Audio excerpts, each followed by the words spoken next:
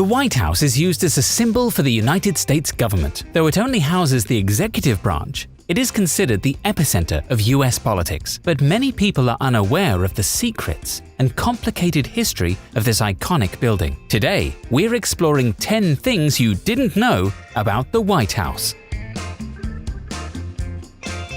The White House was built in 1792 under the supervision of George Washington and Irish-born architect James Hoban. The property encloses 19 acres of land, and the building itself is roughly 55,000 square feet. There are 132 rooms, 35 bathrooms, and 6 levels in the residence. There are also 412 doors, 147 windows, 28 fireplaces, 8 staircases, and 3 elevators. The White House requires 570 gallons of paint to cover its outside surface. It has 10 rooms on the ground floor, 1 main corridor, 6 restrooms, 8 rooms on the state floor, 1 main corridor, 1 entrance hall, 16 rooms, 1 main corridor, 6 bathrooms, and 1 restroom on the second floor. It's much larger than the average US home, which is roughly 2,500 square feet. But then again, the White House is both a home for the first family and a full-time office and operations center for the executive branch. The last major renovation took place in 1940, and it is unlikely to undergo any serious changes in the near future.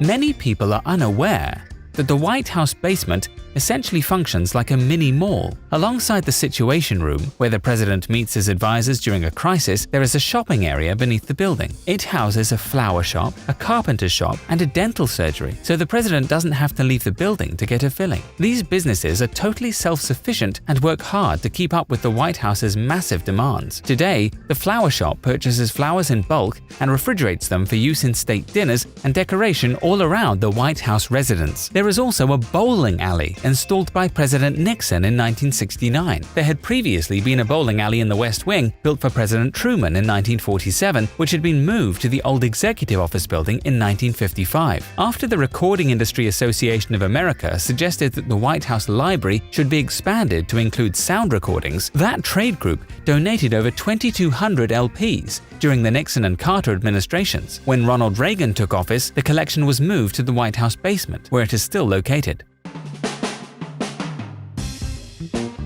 Recent research has uncovered that the majority of laborers responsible for the construction of the White House and other buildings in the US Capitol were slaves. On 25th July 2016, First Lady Michelle Obama gave a well-received speech amid what was otherwise a contentious night at the Democratic National Convention, during which she asserted that the White House had been built by slaves. The remark was a relatively minor detail in Mrs. Obama's larger commentary about progress in the United States. However, some people have a hard time accepting that the White House is the result of such a cruel practice. The fact remains, slaves did much more than build the White House. They also worked there over the course of 7 presidencies. Jefferson, Madison, Monroe, Jackson, Tyler, Polk, and Taylor all owned slaves while living in the White House. In fact, slaves were lodged at the White House far past its construction. Jefferson was the first to bring his slaves, a dozen of his household servants from Monticello, to 1600 Pennsylvania. After Jefferson,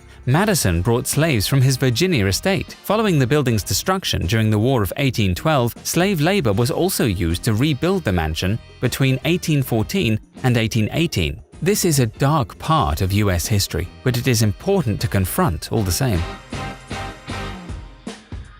Working in the White House may seem incredibly cushy, but when it comes to food and drink, the presidential home isn't always a garden of roses. It turns out that even the leader of the free world doesn't get a free lunch. Although the president's rent and utilities are entirely covered thanks to American taxpayers, their groceries absolutely are not. There's a long-standing idea the president is expected to pay for many of the same expenses the average American does. While the house is paid for, normal Americans have to buy their own groceries, and so does the president. The good news is there are extremely talented chefs on the White House staff who turn those groceries into incredible meals. In addition, the White House has its own beer. The Obama presidency marked the first time alcohol was brewed in the White House. The Honey Ale is made using honey from beehives on the South Lawn and is sessionable even when Congress isn't. Of the 132 rooms in the White House, 3 of them are kitchens. In addition to the main kitchen, the White House also boasts a pastry kitchen and a family kitchen in the executive residence for casual breakfasts and meals that the first family can enjoy together. All of these services are paid for but the rest, like food, cosmetics, and toothpaste, come directly out of the president's salary.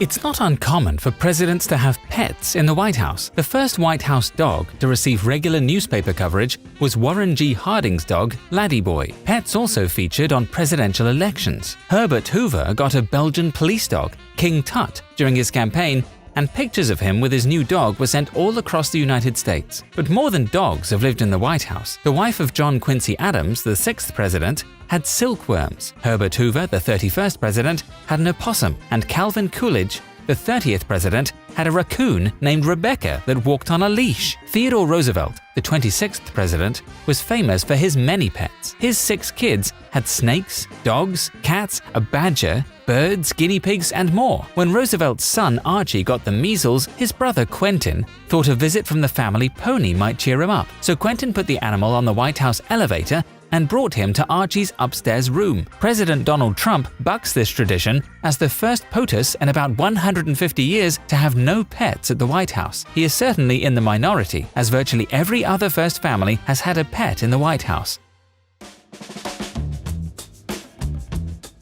The most famous address in America, 1600 Pennsylvania Avenue, is also perhaps the country's most famous haunted house. Presidents, first ladies, White House staff members, and guests have reported feeling ghostly presences, hearing unexplained noises, and even running into actual apparitions. The ghost of Abigail Adams, John Adams' wife, has been seen numerous times heading towards the East Room, arms outstretched as if carrying laundry.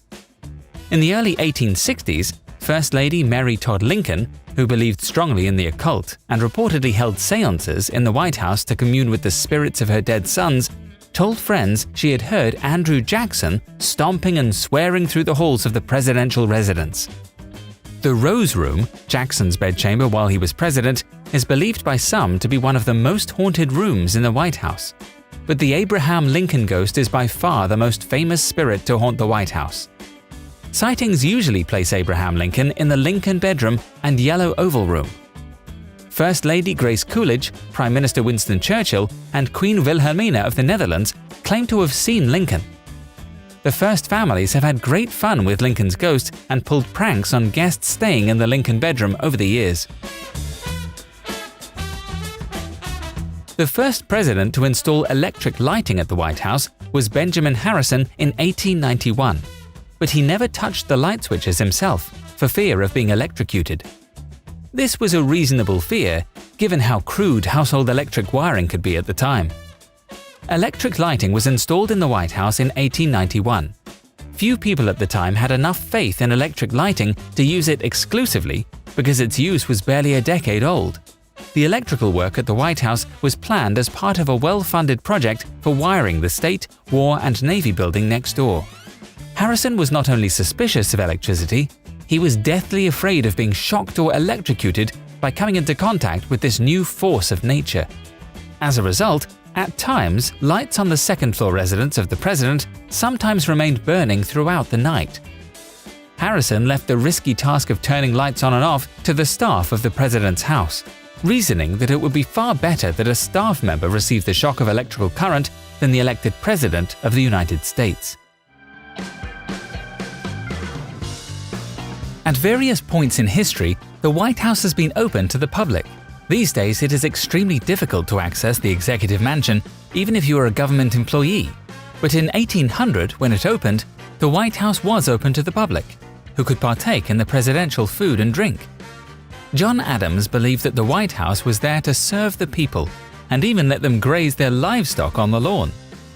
This went on until 1814, when the British Army burned the White House and James Monroe installed an iron gate and fence. The Birth of a Nation is a highly contentious film. The 1915 epic pseudo-historical drama reimagines the world with a revisionist take on the American Civil War. It is renowned for being both extremely artistically valuable and deeply racist.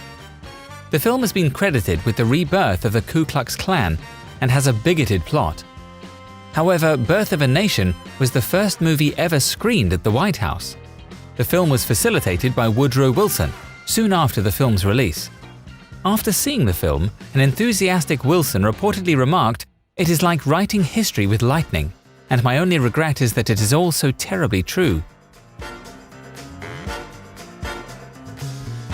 The White House is one of the most iconic buildings in the world, and yet most do not know the origin of the name or its color. About 200 years ago, when the United States was a brand new country, people began to talk about where the president should live. Should the president live in the north or the south? Should the president's house be a palace like kings live in, or a simpler house? While Congress debated what to build and where to build it, the first president, George Washington, lived in 3 houses. The first 2 were in New York City. The third was in Philadelphia, Pennsylvania. Finally, Washington decided to compromise. He picked a patch of land on the Potomac River. Both Maryland and Virginia gave land for the new capital. The land was on the border of the North and the South. At that time, there were no western states. George Washington named the land the District of Columbia, in honor of Christopher Columbus. Originally, the home's color wasn't from paint, but from a lime-based whitewash. The walls are made of sandstone, and the liquid was meant to keep the porous rocks from freezing during the winter. Workers would redo the whitewash to ward off weather damage, so the color always looked fresh. Even though its official name was the President's House, the massive White House was such a landmark that it soon earned the nickname of, you guessed it, the White House. It wasn't until 1901 that Theodore Roosevelt officially adopted this name.